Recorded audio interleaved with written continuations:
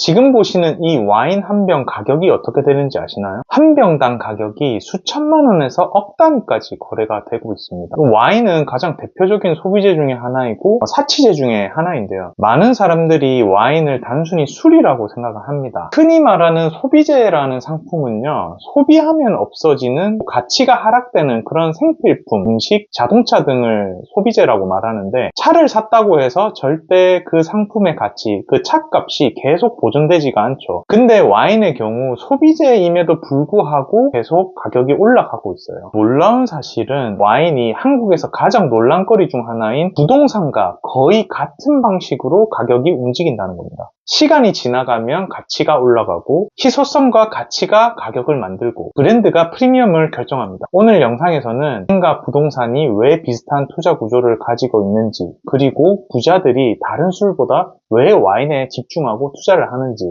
한번 알려드리겠습니다.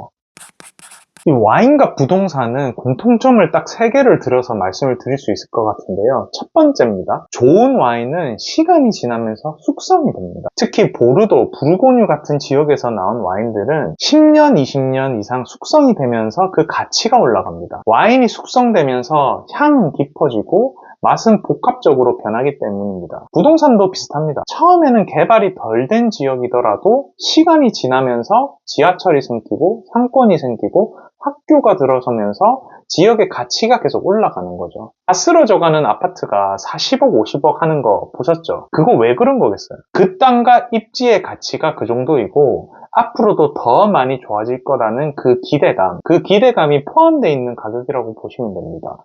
결국 와인도 부동산도 시간과 기대 요소가 가치를 만들어내는 자산입니다. 자, 두 번째 공통점입니다. 수요와 공급에서 오는 희소성입니다. 투자에서 가장 중요한 요소 중에 하나가 바로 이 희소성이죠. 고급 와인들 같은 경우에는요, 생산량이 제한되어 있습니다. 특히 부르고뉴 지역의 와인들은 포도밭 면적이 굉장히 작아요.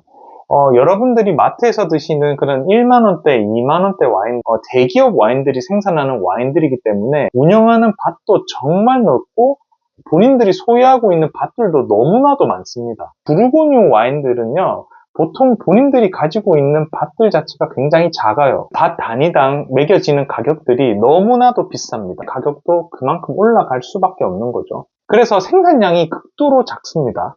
예를 들어서 로마네 꽁띠 같은 포도밭은 연간 생산량이 한 5,000병 수준 됩니다. 전 세계 수요에 비해서 공급량이 너무나도 작고 원하는 나라가 너무나도 많기 때문에 가격이 계속 올라가는 거죠.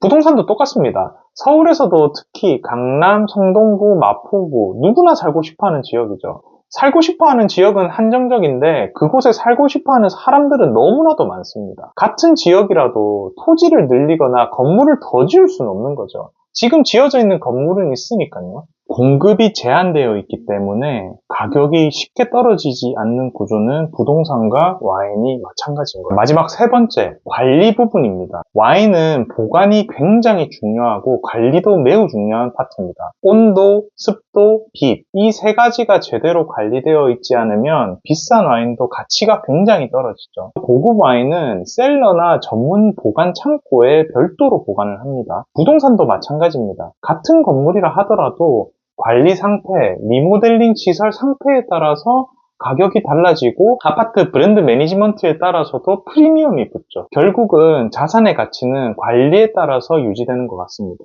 공통점을 바탕으로 실제 데이터를 한번 비교를 해보겠습니다. 2005년 고급 와인 기준값 지수를 100으로 잡았을 때요, 2025년도 고급 와인 지수는 무려 420으로 04년도 대비 314% 상승, 연평균 수익률이 약 7.4%나 됩니다. 20년 동안 3배 이상 상승을 한 거죠. 로마네 꽁띠 경매 시장 평균 가격들을 보면요, 1990년도 2,000달러였던 게 24년도에는 2만 달러가 거래되었고 무려 11배가 상승했습니다. 서울 강남 아파트 상승과 고급 와인의 상승률을 비교 한번 해볼게요. 와인의 가격이 상승할수록 아파트의 인덱스 수치도 함께 지속 증가하는 것을 볼 수 있고요.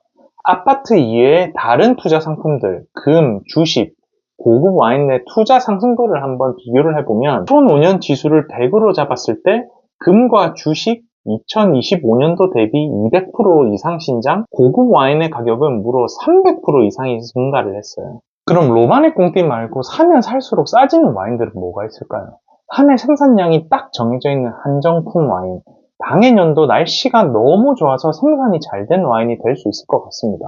대표적으로 말씀을 드리자면요, 샴페인 살롱, 샤또 슈발블랑, 우통 로칠드, 샤또 뒷겜, 오프스 원 등이 있을 수 있고, 아무리 당해년도 수량을 많이 받아도 환율이 오르고 경제가 성장해서 물가가 오르면 수입해서 가져오는 가격도 오를 것이니까 판매 가격도 당연히 오를 수밖에 없죠. 그럼 이렇게 물어볼 수 있죠. 그럼 만원 와인도 나중을 위해서 지금 사놓으면 좋은 거 아닌가요? 만원 와인을 사면 셀러에 아무리 놔둬도 최대 1, 2년입니다.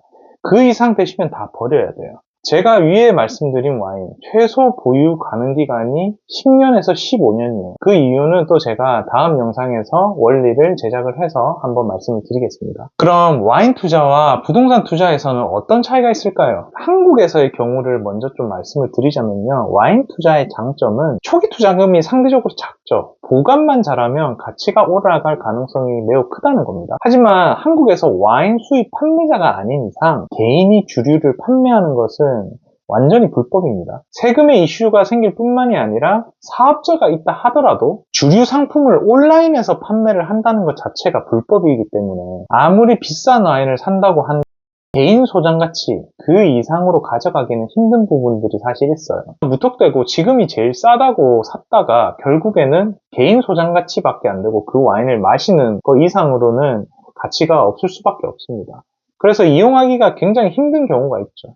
최근에는 텔레그램을 통해서 개인이 와인 거래를 대규모로 진행을 하다가 적발이 됐죠. 형사처벌까지 진행된다는 얘기도 들었습니다. 네, 어떻게 영상 잘 보셨나요? 와인과 부동산의 연관관계. 저는 사실 와인을 공부하면서 정말 이 부동산과 많이 닮았다는 점들을 많이 발견을 했어요.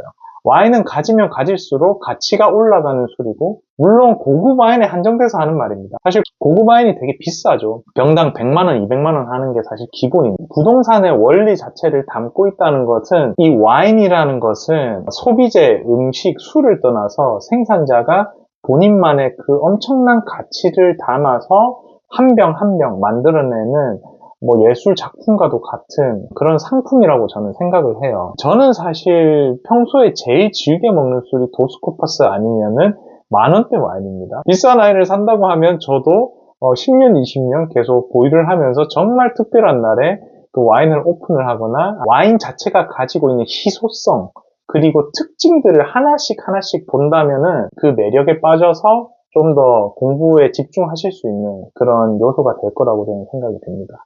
오늘 영상은 여기까지 마치고요. 다음 시간에는 더 유익한 정보로 다시 한번 찾아뵙도록 하겠습니다. 감사합니다.